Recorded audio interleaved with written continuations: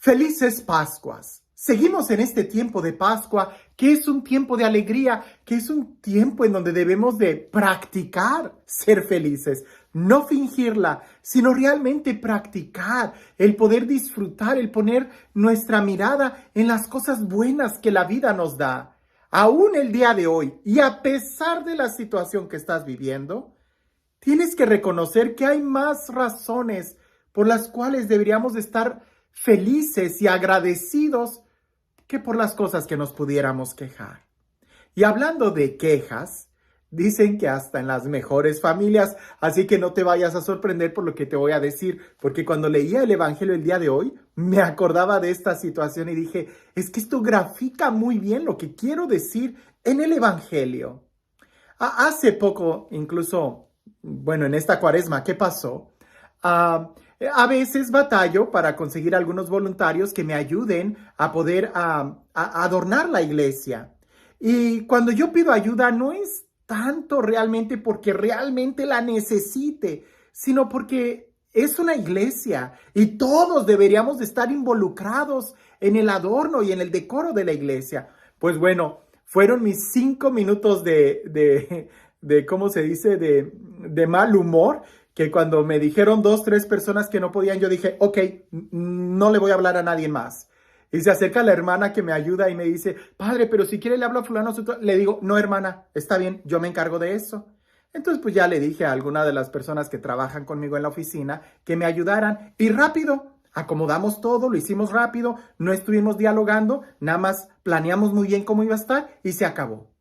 Claro que cuando llegaron los demás hermanos y que vieron que ya todo estaba puesto en el altar, las cortinas, se habían movido las flores, se había puesto algunas ramas secas, en fin, como cuaresma, el adorno de enfrente del altar con las piedras, la arena, la cruz, un cántaro quebrado, etcétera, se sorprendieron y no me quisieron decir muchas palabras, ¿verdad? Como si nada hubiera pasado. Cuando llega la Pascua y que se tiene que acomodar todo, claro que ahí sí hubo muchos voluntarios que me quisieron ayudar y se ofrecieron para ayudarme a decorar el jueves, el viernes, el sábado y ya el domingo de Pascua. Y hace poco, no hace mucho, hace como 3, 4 días, estaba yo en un pequeño grupo, en una comunidad. Y estábamos hablando sobre precisamente la importancia del compromiso de estar juntos. Y yo les hice esta pregunta. Claro que ahí yo estaba muy tranquilo y de muy buen humor. Y les hice esta pregunta. Cuando ustedes vieron la iglesia durante toda la cuaresma, los adornos, ¿cómo se sintieron? Y ellos dijeron, no, pues las vimos y ya. O sea, vimos que estaba adornado y ya. Le digo, ¿y cómo se sintieron durante la Semana Santa o ahorita que entran en Pascua y que ven todo el adorno? Y ellos dicen, pues como en nuestra casa. Le digo, exacto. Es eso lo que a nosotros nos ayuda cuando nos involucramos. Cuando nos involucramos, nos sentimos parte de. Pero cuando no nos involucramos, simplemente lo vemos como un espectador. Y de eso es lo que Jesús me hacía reflexionar en el Evangelio el día de hoy. Así que, aunque sea un Evangelio que lo conozcamos mucho, te invito a que pienses en esto.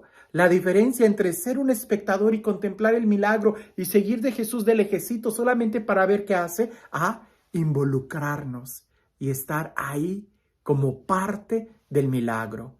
Una cosa es ver el milagro y otra cosa es ser el milagro. Escucha lo que dice el Evangelio. En aquel tiempo, Jesús se fue a la otra orilla del mar de Galilea o lago Tiberíades. Lo seguía mucha gente porque habían visto las señales milagrosas que hacía curando a los enfermos. Jesús subió al monte y se sentó con sus discípulos. Estaba cerca la Pascua, festividad de los judíos. Viendo Jesús que mucha gente lo seguía, le dijo a Felipe, ¿cómo compraremos pan para que coman estos? Le hizo esta pregunta para ponerlo a prueba, pues él bien sabía lo que iba a hacer. Felipe le respondió, ni 200 denarios de pan bastarían para que cada uno le tocara un pedazo de pan. Otro de sus discípulos, Andrés, el hermano de Simón Pedro, le dijo, aquí hay un muchacho que trae 5 panes de cebada y 2 peces. ¿Pero qué es esto para tanta gente? Jesús le respondió: dígale a la gente que se siente. En aquel lugar había mucha hierba. Todos pues se sentaron allí y tan solo los hombres eran unos 5,000. Enseguida tomó Jesús los panes y después de dar gracias a Dios, se los fue repartiendo a los que se habían sentado a comer. Igualmente les fue dando los pescados a todos lo que quisieron. Después de que todos se saciaron, dijo a sus discípulos: recojan los pedazos sobrantes para que no se desperdicien. Los recogieron y con los pedazos que sobraron de los 5 panes llenaron 12 canastos. Entonces la gente, al ver la señal milagrosa que Jesús había hecho, decía: este es en verdad el profeta que había de venir al mundo. Pero Jesús, sabiendo que iban a llevárselo para proclamarlo rey, se retiró de nuevo a la montaña él solo. La multiplicación de los panes. Y quiero que pensemos en este muy sencillo detalle.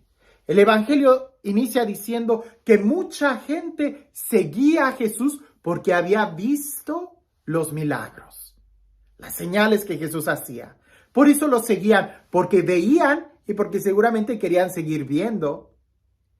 Cuando Jesús se da cuenta de la multitud, le dice a sus discípulos: ¿dónde compraremos pan para darles de comer? Y el Evangelio subraya diciendo que Jesús ya sabía lo que iba a hacer. Es decir, Dios ya sabe lo que Él puede hacer, pero quiere que tú y yo seamos partícipes de ese milagro. Jesús podría haberle dado pan a toda esa gente sin la necesidad de que alguien le hubiera ofrecido esos 5 panes y 2 peces. Pues lo más seguro es que quizás sí, pues ya en el Antiguo Testamento vimos lo del maná, cómo Moisés intercede y cae ese rocío que se convierte en maná, en pan, y la gente comía. Eso podría haber vuelto a suceder. Pero no es eso lo que Jesús quiere. Por eso involucra a sus discípulos, por eso los invita. En cierta manera, yo no quisiera que la iglesia fuera solamente un museo. Yo más bien quisiera que fuera como un lugar, como una familia, como una casa, como un hogar. Por eso la necesidad de invitar y que vengan y que sean parte de. Ahora, aquel muchacho que solamente ofrece esos 5 panes y 2 peces, pues ciertamente, ¿qué es eso para tanta gente? Pues nada. Pero precisamente ahí está el milagro. Y creo que el milagro está en la acción que tuvo aquel joven de querer ofrecer algo. Y ya sabemos, en las manos de Jesús, 5 panes, 2 peces, es una multiplicación, comen 5,000. En mis manos es nada.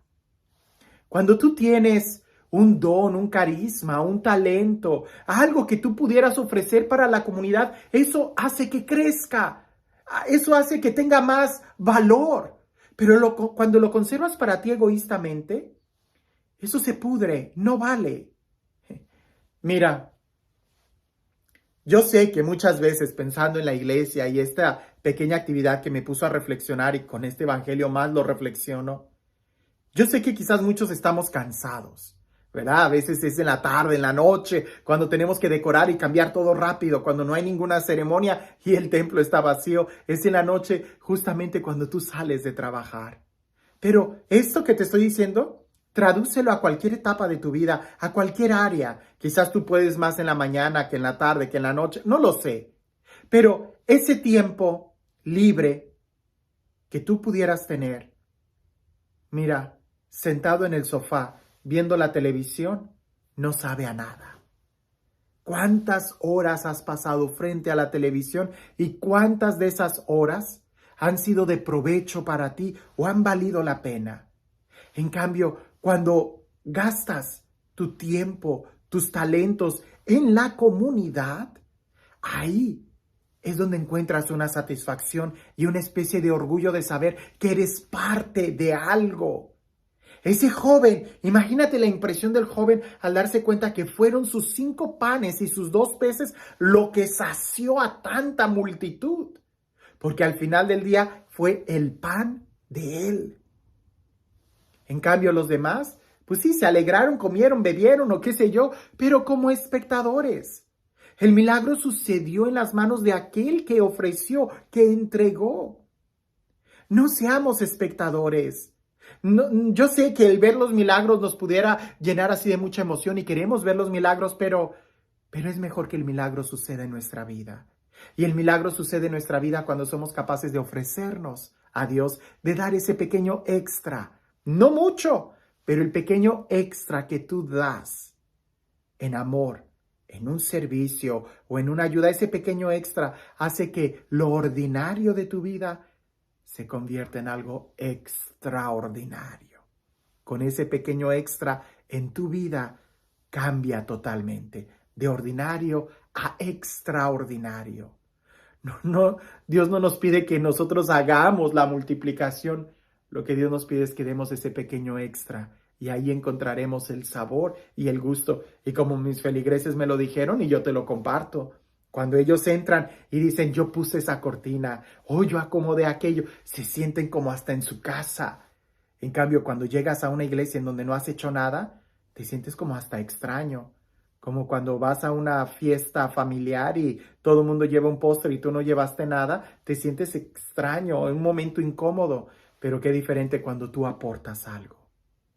En tu vida, tú estás aportando o simplemente estás viendo como un espectador.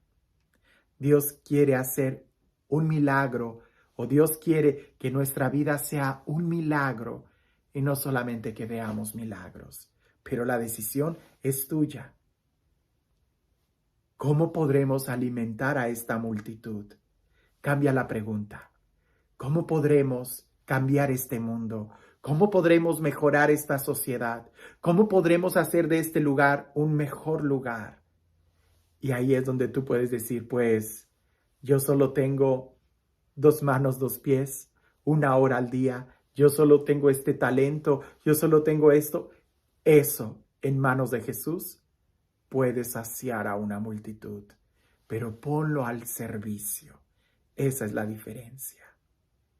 Y este Dios, el Dios del amor, el Dios de la vida, el Dios que hace nuevas todas las cosas y que nos ofrece su vida nueva en este tiempo de Pascua, libertad y plenitud, que sea Él quien el día de hoy te bendiga, en el nombre del Padre, del Hijo y del Espíritu Santo. Dicen por ahí que hay mucha más alegría cuando se gana el juego entre los que están jugando que en aquel que está viendo el juego sentado en un sillón a través de la televisión. Si es tu partido favorito, seguramente tú te pondrás de pie y gritarás en la sala de tu casa, ¡Gol! Pero los que están en la cancha jugando, eso sí que es disfrutar el juego y saborear la victoria, cuando tienen la copa y hasta la besan y la abrazan. ¿Y tú? ¿Estás viendo el juego de tu vida o lo estás jugando? Hay una gran diferencia entre ver un milagro y ser el milagro. Por eso Jesús te invita a que participes de este juego o de este milagro de la vida. Que tengas un excelente día.